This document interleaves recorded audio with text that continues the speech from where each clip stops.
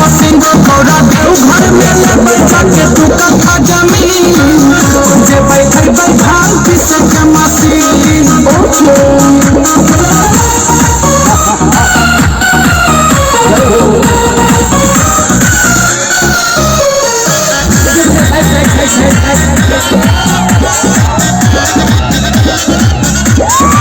पता न रहे भांग पीसे के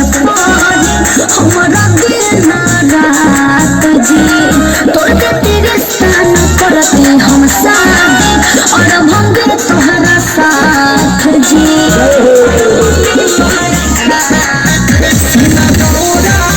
हमसे दूर मने मने नहीं भांग बिना डाली मजबूर तोहरा घर बोले को दिन तोहरा घर बोले को दिन गौरा देव घर में ले बैठा के तू कथा जमीन जे बैठे भांग पीसे के मशीन गौरा देव घर में ले बैठा के तू कथा जमीन जे बैठे भांग पीसे के मशीन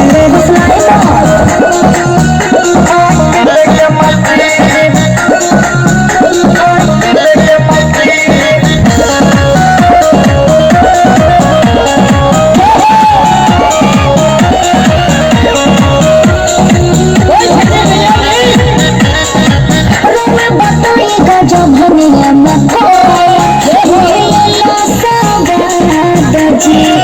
दिनों दिन दर्द हिला क्या पैसा भैया जाता हर बात कहे नहीं बुझा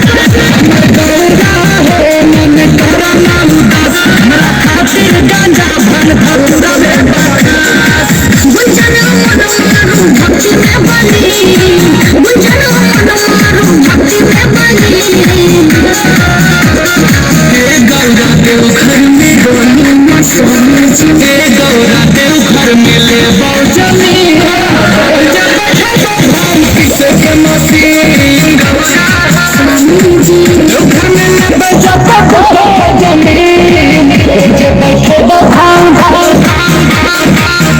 पीसे के मशीन। बोले कैसे महाराज की